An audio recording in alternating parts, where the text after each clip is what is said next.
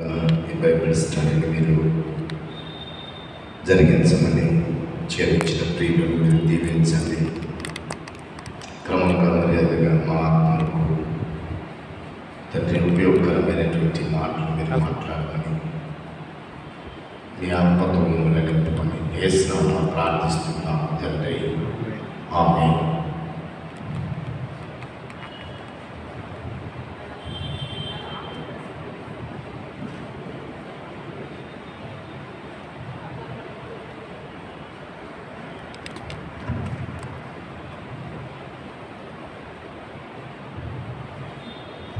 ఆంధ్ర క్రైస్తవ కీర్తన పుస్తకంలో నుండి ఒకే ఒక పాట పాడుకున్నాం. 7వ కీర్తన సన్నిధితో సదనలో భక్తితో. 7వ కీర్తన ఆంధ్ర క్రైస్తవ కీర్తన పుస్తకంలో నుండి 7వ కీర్తన పాడుకొని ప్రభు నామాన్ని స్తుతిద్దాం. సన్నుతింతుమో ప్రభు సదమలమగు భక్తితో, సన్నుతింతుమో ప్రభు సదమలమగు భక్తితో, కన్న తండ్రి కావుమా కలుషము నెడబాపుమా, సన్నుతింతుమో ప్రభు సదమలమగు భక్తితో, నీతి సూర్య తేజమా జ్యోతిరత్నరాజమా, నీతి సూర్య తేజమా జ్యోతిరత్నరాజమా, పాతక జనరక్షక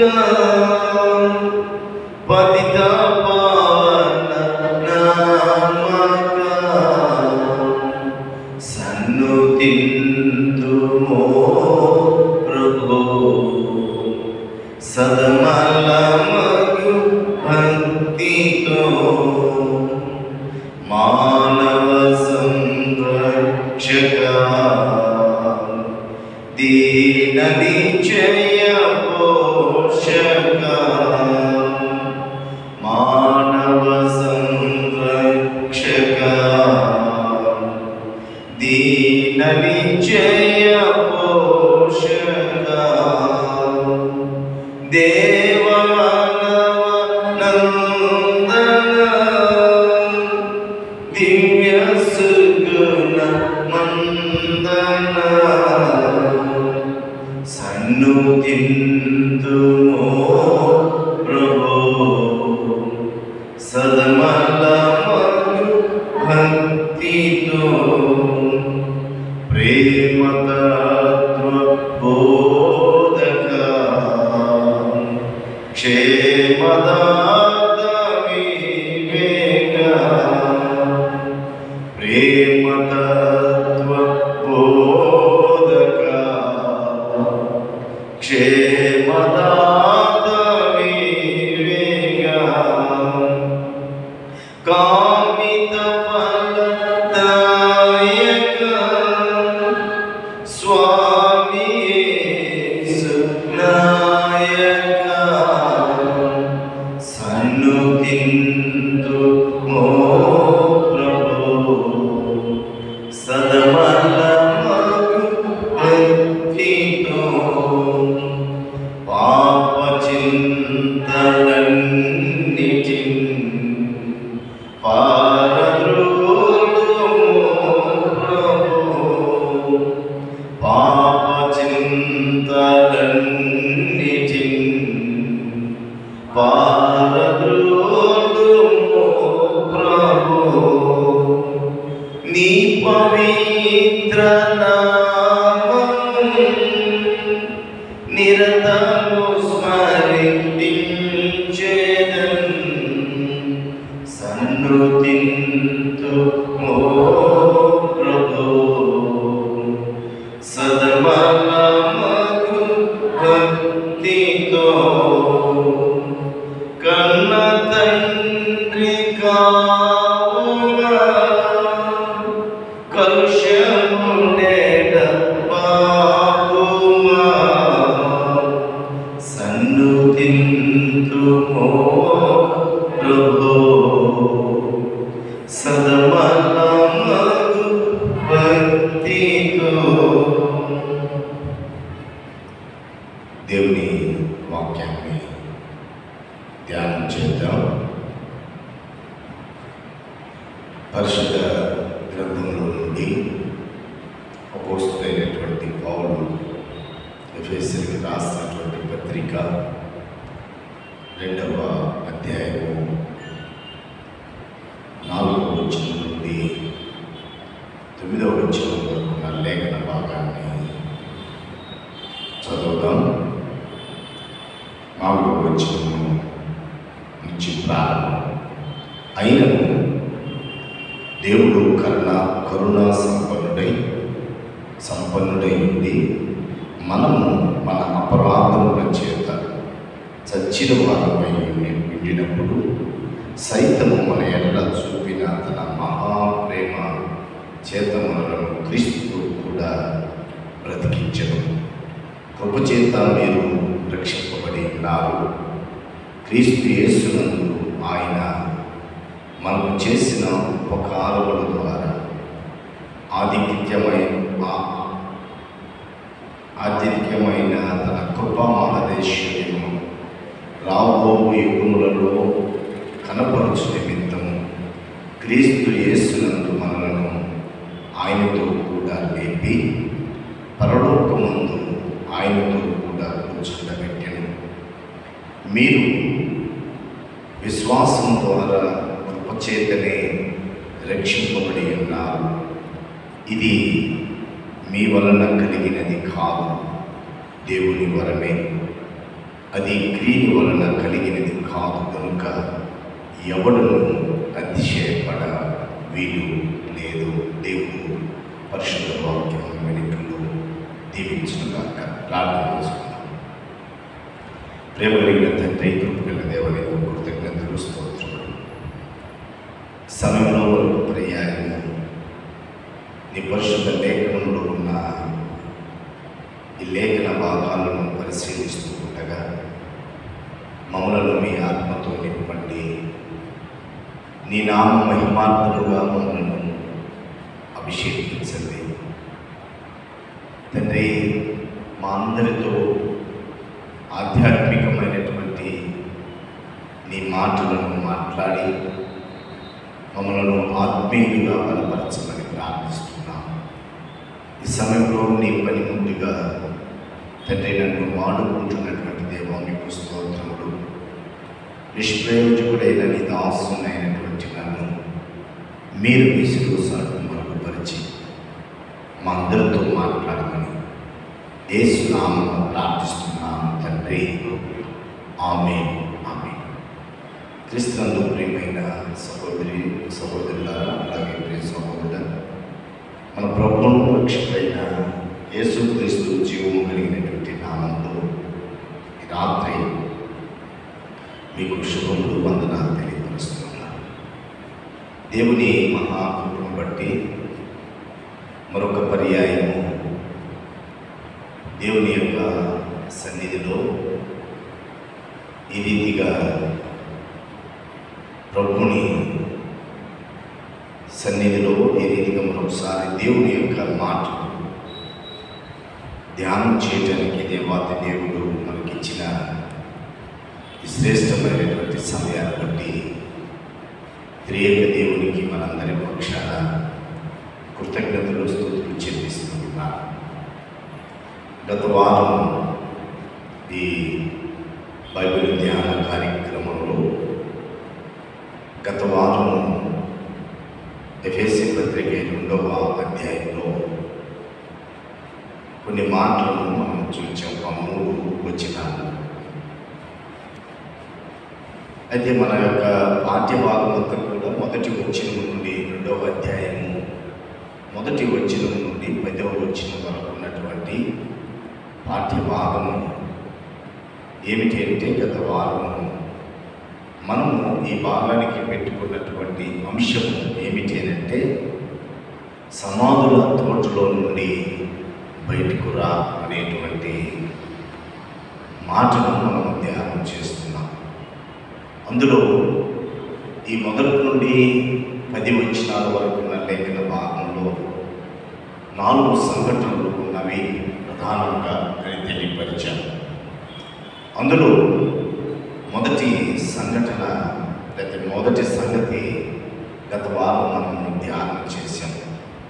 ఏమిటంటే, గత వారం మనం ధ్యానం చేసినటువంటి విషయం ఏమిటంటే, మనకు వ్యతిరేకముగా పనిచేస్తున్న పాప నియమము, మనకు వ్యతిరేకంగా పనిచేస్తున్న పాప నియమము అని గత వారం మనము ధ్యానం చేశాం. మనము ఆ పాప నియమాలు ఏమిటో అనేటువంటి విషయాలను కూడా మనం గత వారాన్ని అంటే మన ఆధ్యాత్మికమైన మరణం స్థితిలో ఉన్నప్పుడు మనము సమాధి తోటలో ఉన్నట్లే ఇది భౌతికమైనటువంటి మరణం గురించి మాట్లాడుతున్న విషయం కాదు, ఆత్మ సంబంధించినటువంటి మరణమును బట్టి ఇక్కడ పౌలు గారు మాట్లాడుతున్నాడు పరిశుద్ధాత్మ దేవుని ద్వారా అని గత వారం మనం తెలుసుకున్నాం.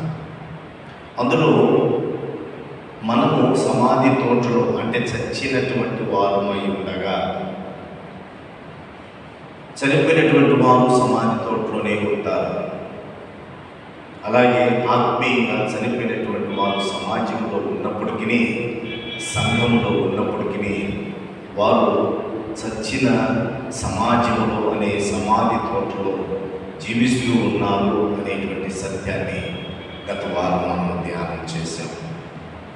అందులో ప్రాముఖ్యమైనటువంటి విషయాలు రెండు విషయాలను జ్ఞాపకం చేశాం. ఒకటి, మనము చచ్చడానికి ఆధ్యాత్మికంగా చనిపోవటానికి ఒకటి అవిశ్వాసము, రెండవది అవిధేయత అనేటువంటి విషయాలను జ్ఞాపకం చేశాం. అసలు మానవుని యొక్క జీవితంలోనికి పాపము ప్రవేశింపజేయటానికి ప్రధానమైనటువంటి కారణం ఏమిటి అని ధ్యానం చేశామంటే అవిధేయత. అవిధేయత దేవుని యొక్క మాటను నిర్లక్ష్య పెట్టడం వల్ల మాత్రమే మానవుడు భౌతికమైనటువంటి మరణాన్ని, ఆత్మ సంబంధమైనటువంటి మరణాన్ని రెండింటినీ కూడా పొందాడు. అది కేవలము ప్రధానమైనటువంటి సాధనం ఏమిటంటే అవిధేయత, దేవునికి లోబడకపోవట, లేకపోతే దేవుని మాటను నిర్లక్ష్య పెట్టడం వల్ల పాపము అనేటువంటిది భూలోకంలోనికి వచ్చి మానవుడు ఆధ్యాత్మికంగా మరణం పొందాడు అని ధ్యానం చేశాం.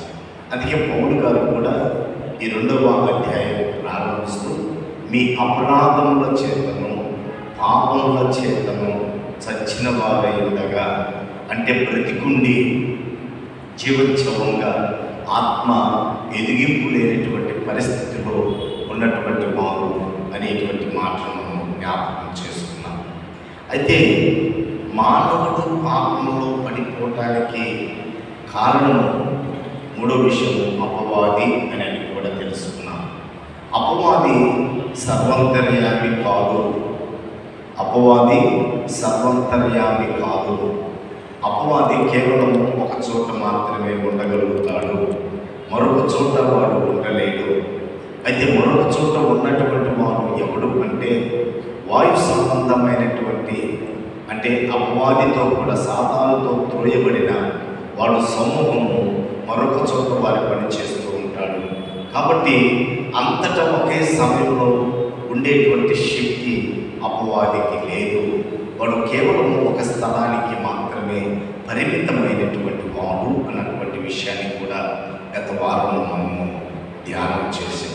అయితే ఈ అపవాది మానవుని అవిధేయతలో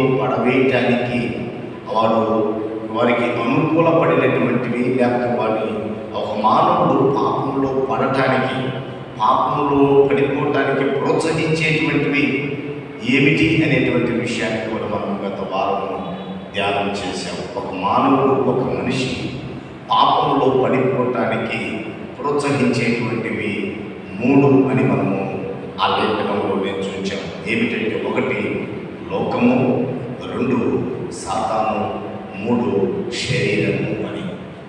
ఇవి మాత్రమే పాపంలో పడటానికి ప్రోత్సహించేటువంటివి. వాటిని ఆయుధముగా వాడి అపవాది మానవుడు అపరాధంలో పడటానికి ప్రోత్సహిస్తాడు. ఆ ప్రోత్సాహానికి తోడ్పడేటువంటివి మనలోనే ఉన్నవి అనేటువంటి సత్యాన్ని గత వారం ఆ మొదటి మాటలు మనకు వ్యతిరేకంగా పనిచేస్తున్న పాప నియమము అనే దానిని గురించి మనం ధ్యానం చేశాం.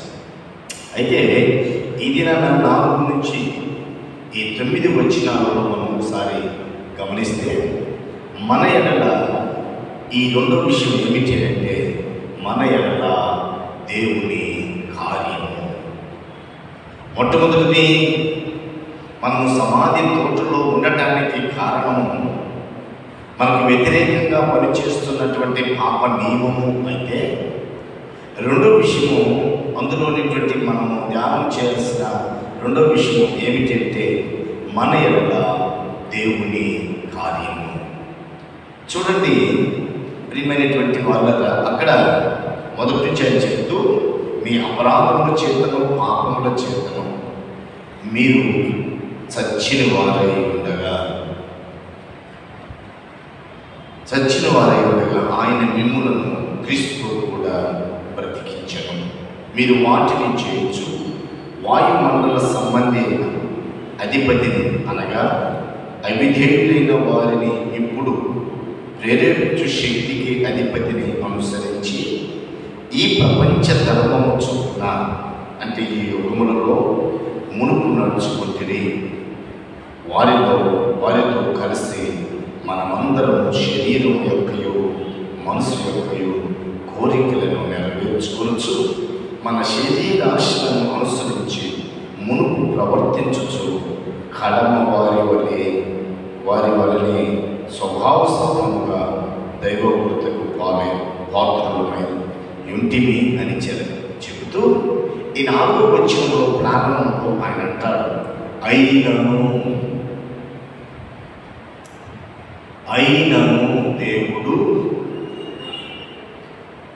చాల్సిన ఆ మాట మనం ఒకసారి గమనించాలి.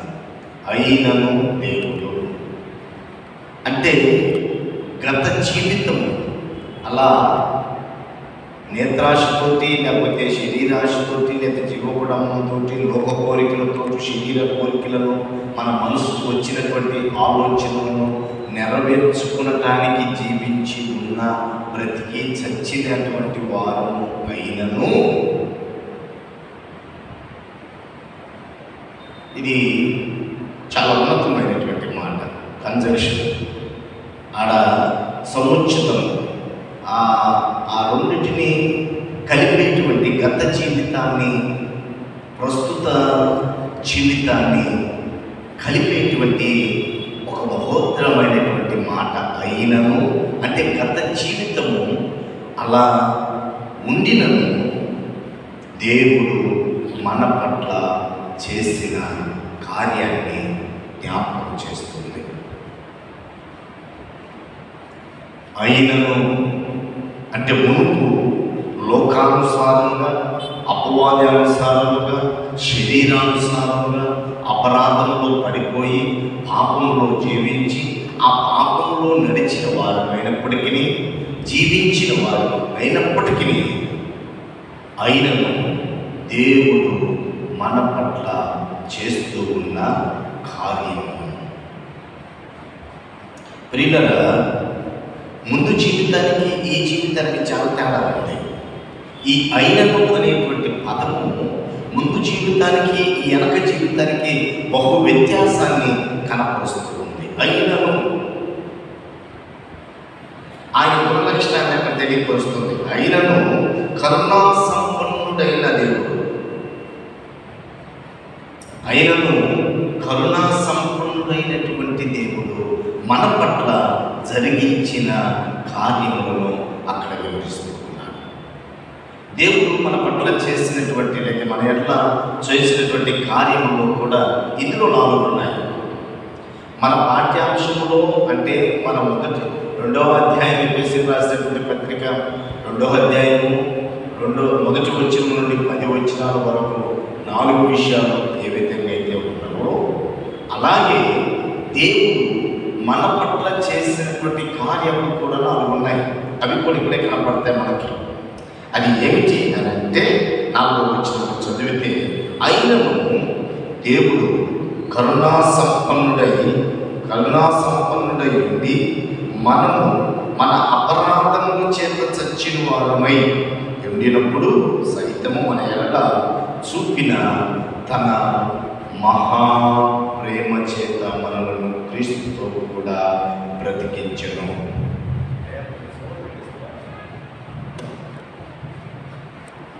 మొట్టమొదటిది ఏమిటి అని అంటే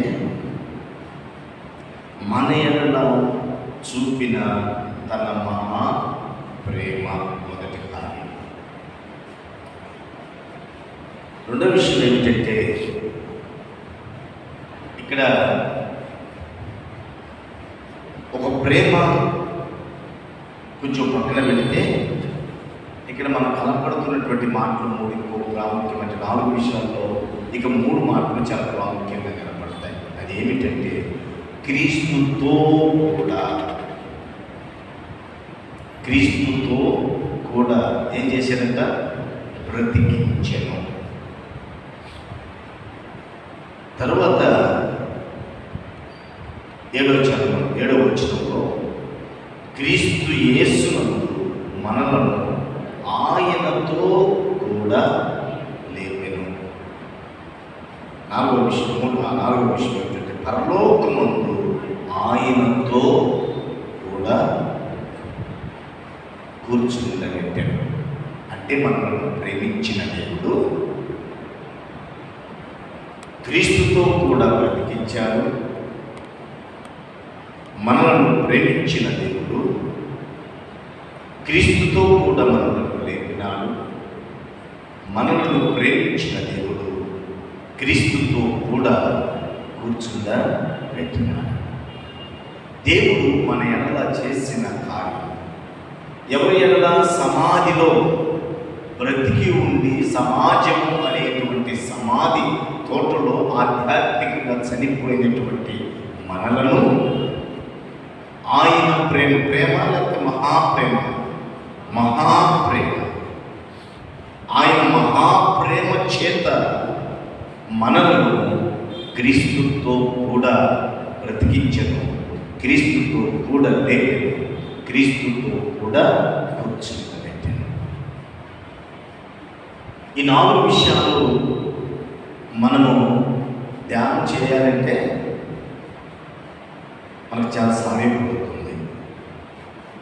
అంటే అయినను దేవుడు సమాధి తోటలో అంటే పాప కోపంలో పడి నశిస్తూ కృషించిపోతున్నటువంటి మానవుని అయినను దేవుడు తన మహదైశ్వర్యమును బట్టి తన మహిమను బట్టి మనలను ఆయన ప్రేమించెను అనేటువంటి సత్యాన్ని మనము గమనించాలి. అది మాట ఆయన రాస్తూ ఆయన ఏమంటారంటే కరుణా సంపన్నుడై. ఈ కరుణా సంపన్నుడు ఎలాంటి వాడంటే మొదటి అధ్యాయం 7వ వచనంలో మొదటి అధ్యాయము ఎఫెసీయులకు రాసిన పత్రిక మొదటి అధ్యాయము దేవుని కృపా మహదైశ్వర్యమును బట్టి దేవుని కృపా మహదైశ్వర్యం అంటే ఈ మాట కరుణా సంపన్నులో తన కృపా మహదైశ్వర్యమును బట్టి మనం ఏం చేసేదంటే 2వ అధ్యాయము 6వ వచనంలో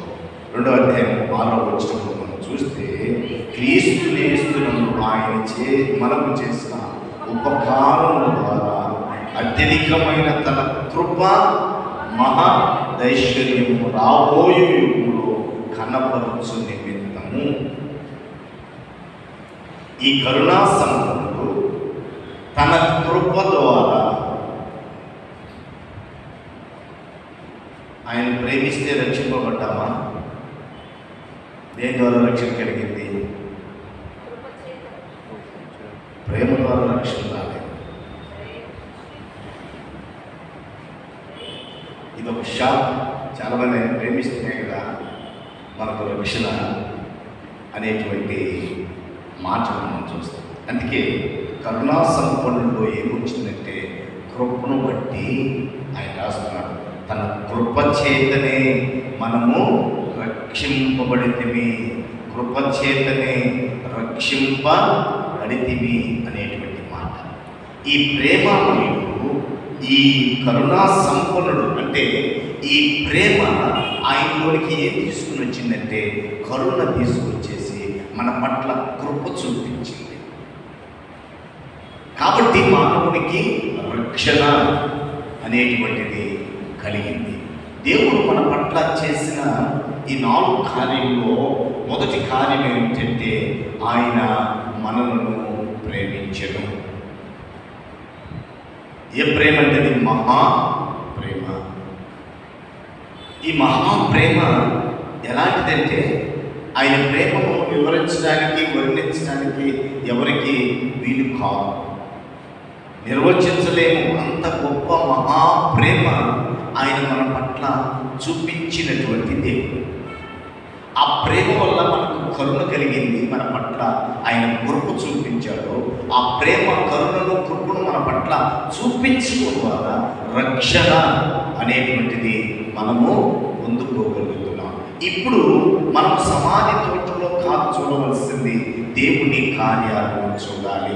అయినను సమాధి తోటలో ఉన్నప్పటికీ అయినను ఆయన తన మహాప్రేమ చేత, ఆయన తన మహాప్రేమ చేత తన కృప ద్వారా మనలను కరుణించి ఆయన ఏం చేశాడంటే రక్షించాడు అనేటువంటి సత్యాన్ని మనం గమనించాలి. ఆయన ప్రేమ ఆయన స్వభావ సిద్ధంగానే, ఆయన స్వభావమే ప్రేమ. యోహాను రాసినటువంటి మొదటి పత్రిక 4వ అధ్యాయము 8వ వచనంలో మనం చూస్తాము, దేవుడు ప్రేమ స్వరూపి. దేవుడు ప్రేమ స్వరూపి అంటే దాని అర్థము దేవుడు ప్రేమై ఉన్నాడు అనేటువంటి మాట. ఆయన ఆయన స్వభావ సిద్ధంగా దేవుడు ప్రేమామయుడై ఉన్నాడు. ఆయన స్వభావమే ప్రేమ. పాపం లేకపోయినా ఆయన ప్రేమిస్తాడు. ఎందుకంటే ఆయన యొక్క గుణలక్షణంలో ప్రధానమైనది ప్రేమ. ఆ ప్రేమ కలిగినటువంటి దేవుడు మనలను తన మహాప్రేమ చేత మనలను ఆయన తన కృప చూపించి కరుణ కలిగినటువంటి దేవుడు మనకేమి దయచేశాడంటే రక్షణ దయచేశాడు. కాబట్టి మనము ప్రేమ చేత కాదు రక్షింపబడింది, కృప ద్వారా మాత్రమే రక్షింపబడినాము. ఆ కృప కూడా ఆ కరుణను బట్టి మనకు వచ్చింది. దేవుడు ప్రేమ ఆయన సంపూర్ణమైనటువంటి ఆ ప్రేమ కరుణా సంపన్నుడై ఉండి మన పట్ల ఆ కరుణ ఆ కృప చూపించాడు. కనుకే మనము రక్షింపబడ్డాము అనేటువంటి సత్యాన్ని మనము గ్రహించాలి. అంటే ప్రేమ మన పట్ల కృప కలిగించేటట్టు, కరుణ చూపించేటట్టు చేసి మనకు రక్షణ తీసుకొని వచ్చింది. ఆయన ప్రేమలో చాలా రకాలు ఉన్నాయి, కానీ మనకు అర్థం కావడానికి ఆయన ప్రేమ గురించి 1-2 విషయాలు నేను తెలియపరిచి దేవుని యొక్క వాక్యాన్ని ముగిస్తాను. ఒకటి ఏమిటంటే మనకు అందరికీ తెలిసినటువంటి ఆయన ప్రేమ ఎలాంటి ప్రేమ అంటే ఆ కృప లేకపోతే కరుణ చూపించే ఆ ప్రేమ ఎలాంటి ప్రేమ అంటే క్షమించే ప్రేమ. క్షమించే ప్రేమ. క్రీస్తు ప్రభువారు భూలోకంలో ఉన్నప్పుడు తన పరిచర్య జరిగిస్తూ ఉన్నప్పుడు ఒక 4 వ్యక్తులు ఒక పక్షవాయువు కలిగినటువంటి వ్యక్తిని ఆయన దగ్గరికి తీసుకురావడానికి ప్రయత్నం చేశారు. కానీ ఆయన ఉన్నటువంటి ఇల్లు అంతా కూడా జనసమూహంతో నిండిపోయింది. అటువంటి పరిస్థితిలో వారు ఆయన దగ్గరికి ఆయన్ని తీసుకొని వెళ్ళలేనటువంటి సమయంలో వారు ఏం చేశారంటే ఆ ఇంటి కప్పు ఓడదీసి ఆ మంచంతో సహా ప్రభు యొక్క ఉన్నటువంటి స్థలంలో ఆయన దింపినప్పుడు వారి విశ్వాసం చూచి, ఎవరు తీసుకొచ్చిన నలుగురి యొక్క విశ్వాసం చూచి ప్రభు ఆయనతో అన్నాడు, నీ పాపములు క్షమించబడి ఉన్నవి. ఈ ప్రేమ, ఈ మహాప్రేమ సమాధి తోటలో పాపము, అపరాధము అనే అవిధేయతలో పడిపోయి జీవిస్తున్న మన పట్ల ఆ సమాధి తోటలో నుండి పునర్జన్మ లేకపోతే పునర్జీవము లేకపోతే నూతనమైన జీవన విధానాన్ని అనుగ్రహించడానికి ఆ ప్రేమ కారణమైంది. ఆ ప్రేమ క్షమించే ప్రేమ. నీ పాపములు క్షమించబడినవి. చచ్చిన వారిని ఉన్నప్పుడు మన పాపములు క్షమింపబడినవి. భౌతికంగా మనం బ్రతికే ఉన్నాడు, పక్షవాయువు కలిగినటువంటి రోగి, ఏమి చేయలేనటువంటి దుస్థితి. ప్రియులారా, ఆ మహాప్రేమ ప్రేమ అనేటువంటి మాటను మనము జ్ఞాపకం చేసుకోవాలి. తర్వాత ఆయన ప్రేమ ఎలాంటిది అని అంటే, ఆయన ప్రేమ ఆదరించే ప్రేమ. ఆదరించే ప్రేమ. ప్రియులారా, నాయీము అనేటువంటి గ్రామంలోనికి ఆయన వస్తూ ఉన్నాడు. ఒక విధవరాలు యొక్క కుమారుడు చనిపోయాడు. ఒకగానొక కుమారుడు, విధవరాలు భర్త కొనలేడు. అక్కడ రాయబడినటువంటి మాట ఆయన కనికరపడి, అంటే ఆదరించే ప్రేమ లేకపోతే కనికరించే ప్రేమ. కనికరమే కృపగా మారి మనకు రక్షణ ఇచ్చింది. ఆయన ప్రేమ కరుణా సంపన్నుడు. ఆ కరుణ ఆమె పట్ల చూపించాడు కాబట్టి దుఃఖంలో ఉన్నటువంటి ఆమెకు ఆదరణ ఎలా కలిగిందంటే ఆయన కరుణ, ఆయన కరుణించిన ప్రేమ ఆమెకు ఆదరణ కలిగించింది. పాడిన పుట్టి చిన్నవాడ లే అన్నాడు, ఆ బిడ్డను తనకు అప్పగించాడు. ఈ మహాప్రేమ చచ్చిన వాడిని సైతం, అంటే భౌతికంగా చనిపోయిన, కానీ ఇక్కడ మాట్లాడుతుంది ఆధ్యాత్మికమైనటువంటి మరణం. గత వారం జ్ఞాపకం చేశాను. ఆధ్యాత్మికమైనటువంటి మరణము మరణించినటువంటి వ్యక్తి దగ్గర ఎన్ని సువార్త మాటలు పాడినా, ఎన్ని సువార్తలు ప్రకటించినా వాడు గ్రహించలేడు. ఒక అవిధేయుడు ఎప్పుడు కూడా రోగి కాదు, వాడు చచ్చిన వాడితో సమానుడు అని గత వారం మనం జ్ఞాపకం చేశాం. అవిధేయుడు ఎవరైనా సరే చచ్చిన వాడితోటి సమానము. చచ్చిన వాడి దగ్గర ఎన్ని మాటలు మాట్లాడుతున్నా, ఎన్ని కార్యాలు చేసినా వాడికి ఎలా తెలియవో, అలాగే ఒక అవిధేయుడు దగ్గర ఎన్ని కార్యములు చేసినా, ఎంత వాక్యము ప్రకటించినా, ఎంత వాక్యము వింటూ ఉన్నా వాడు చచ్చిన వాడితోటి సమానం. చచ్చిన వాడితోటి సమానం. ఆయన ప్రేమ, ఆయన కనికరము చూపించే ప్రేమ. ఆ కనికరాన్ని చూపించాడు కాబట్టి, ఆమె పట్ల కనికరం చూపించాడు కాబట్టి దుఃఖ సాగరంలో ఉన్నటువంటి ఆమెకు ఆదరణ కలిగించింది తన ప్రేమ. మహాప్రేమ, మామూలు ప్రేమ కాదు. మూడో విషయం ఏమిటంటే, ఆయన ప్రేమ ఎలాంటిదంటే, మొదట లూకాసు వార్త 5వ అధ్యాయము 17వ వచనం నుండి 20వ వచనం వరకు చూస్తాము. ఆయన క్షమించేటువంటి ప్రేమ అని. రెండవది లూకాసు వార్త 7వ అధ్యాయము 11 నుంచి 16 వచనాలు మనం చూస్తాము. ఆయన కనికరించేది లేకపోతే ఆదరించేటువంటి ప్రేమ. మూడవది ఆయన ప్రేమ ఎలాంటిదంటే స్వీకరించే ప్రేమ. ఇది కూడా మనం లూకాసు వార్తలను చూస్తాం. 23వ అధ్యాయము 43వ వచనంలో ఎవరిని స్వీకరించాడో, ఒక నరహంతకుని, ఒక దొంగని, ఒక ఎన్నో ఘోర కార్యాలు చేసినటువంటి వ్యక్తిని, సిలువలో ఆయనతో కూడా వేలాడుతూ ఉన్నప్పుడు తండ్రి నీవు నీ రాజ్యంలోకి వచ్చినప్పుడు నన్ను జ్ఞాపకం చేసుకుంటువా అని ప్రాధేయపడినటువంటి అరే దుర్మార్గుడిని దూషించలేదు. కానీ అటువంటి పరిస్థితుల్లో కూడా అయినను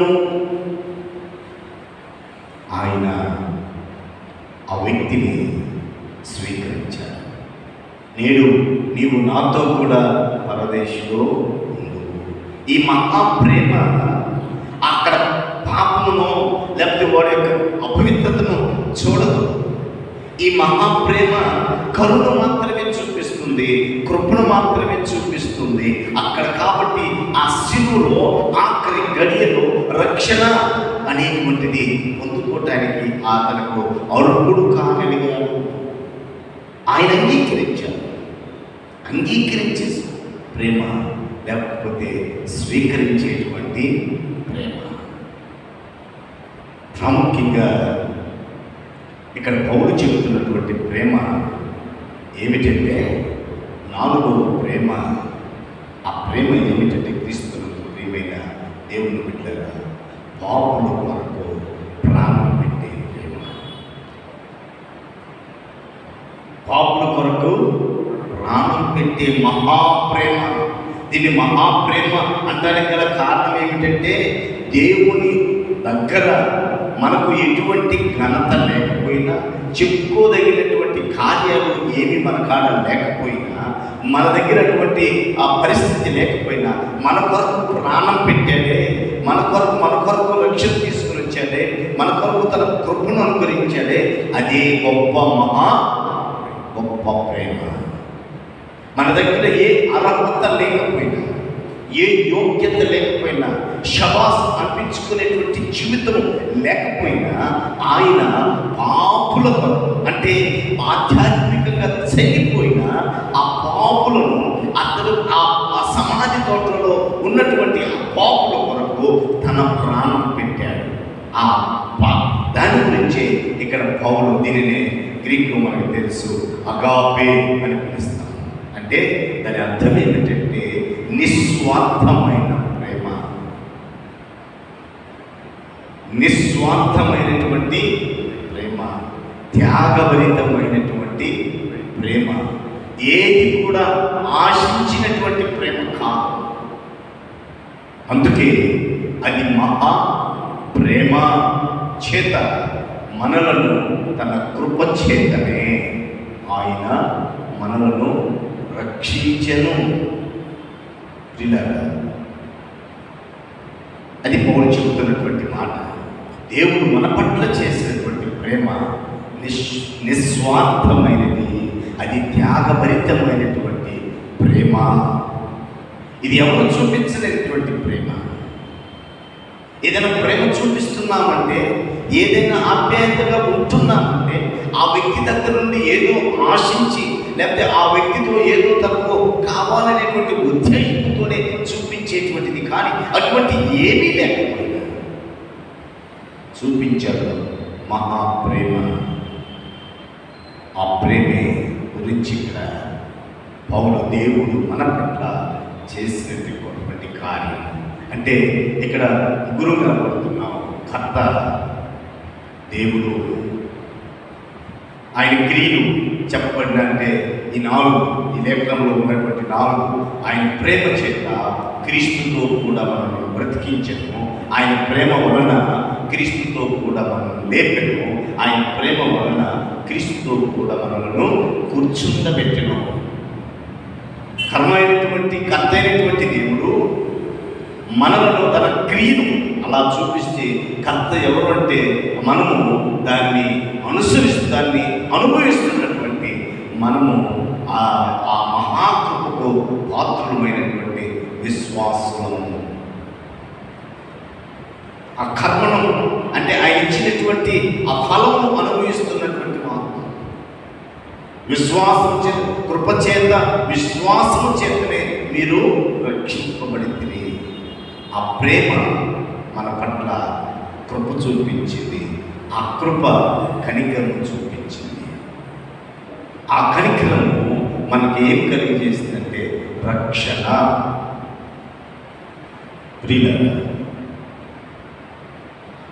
ఎలాంటి సమయంలో కనుక్కున్నాం కదా, దాంట్లో మనం 4వ వచనంలో ఒక మాట చూస్తే చదువుకునేటువంటి ఆ 4వ వచనంలో కరుణ సంపన్నుడు, ఇంకా ఆయన కృపా మహదేశ్వర్యము అనేటువంటి మాట చూస్తాం. మహిమైశ్వర్యము మొదటి అధ్యాయం 18వ వచనంలో మనం చూస్తే, మరియు మీ మనోనేత్రములు వెలిగింపబడినందున ఆయన మిమ్మలను పిలిచిన పిలుపు వలనైన నిరీక్షణ ఎత్తులో పరిశుద్ధాత్మలలో ఆయన స్వాస్థ్యం యొక్క మహిమైశ్వర్యం ఎట్టిదో అంటే ఆయన కరుణా సంపన్నుడు తన మహిమైశ్వర్యమును అంటే తన ఐశ్వర్యమునకు తన మహిమ అనే ఐశ్వర్యమునకు మనల్ని కూడా పాత్రులుగా చేయటానికి ప్రేమ, తన మహాప్రేమ మనకు మన పట్ల కృప చూపించేటట్లుగా చేసింది అని మనము గమనించాలి. కాబట్టి ప్రియమైనటువంటి దేవుడు బిడ్డలారా, ఎలాంటి పరిస్థితుల్లో మనకు కూడా తెలుసు. మనం ఇంకా పాపులమై ఉండగా 5వ అధ్యాయం 8వ వచనంలో రోమపత్రికలో మనం చూస్తాం.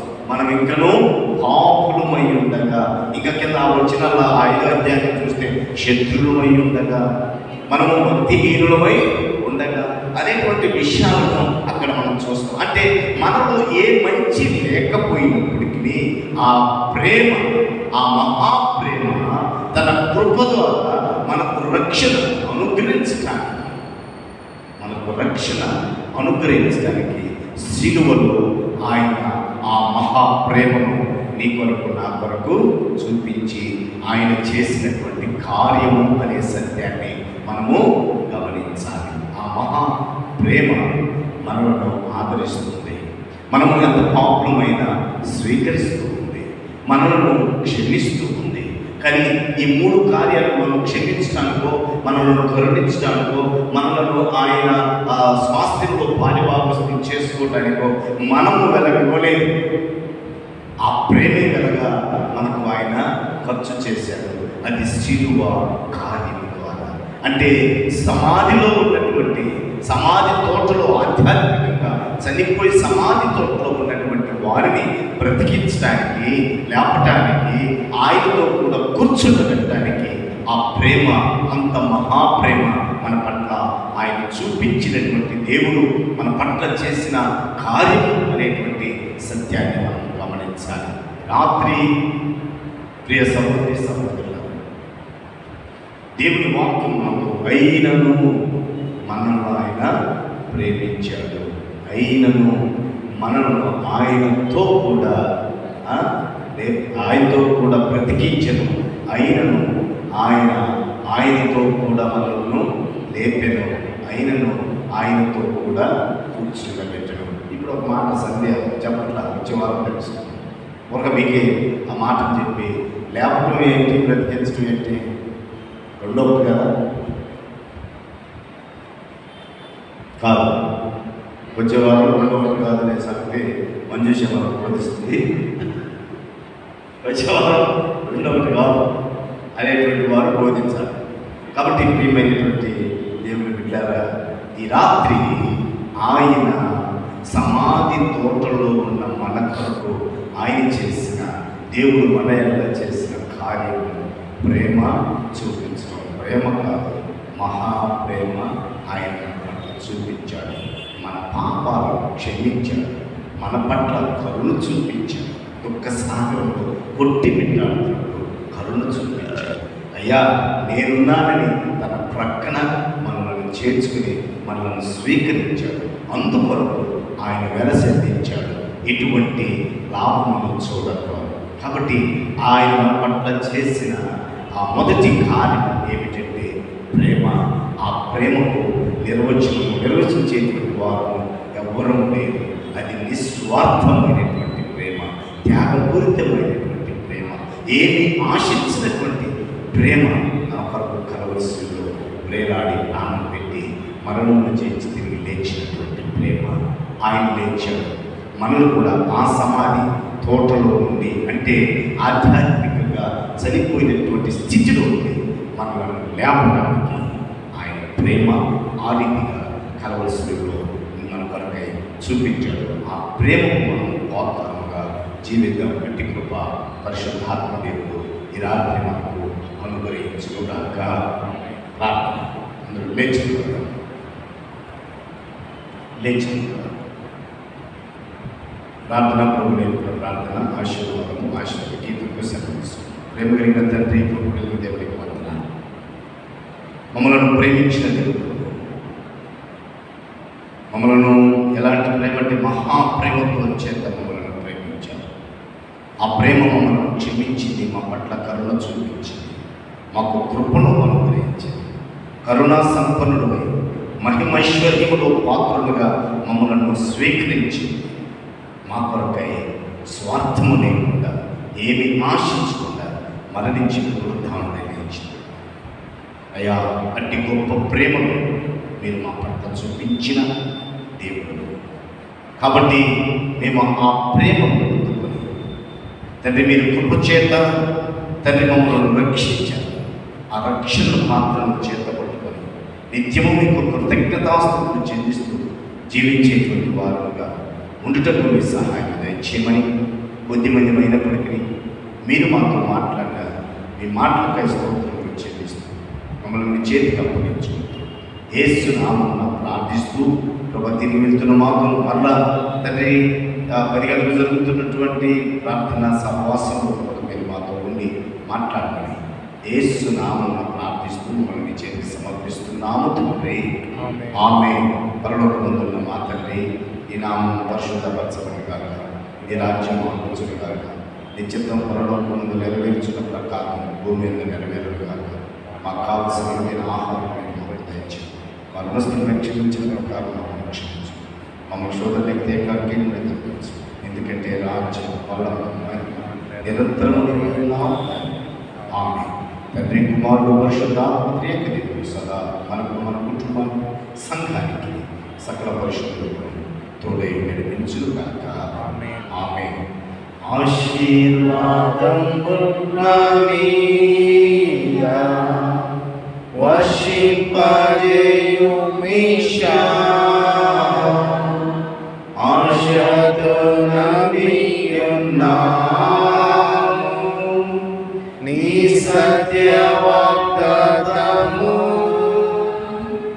ఈ మీద కృమ్మరించుము దేవా, క్రమర ప్రేమ వర్షాంబుల్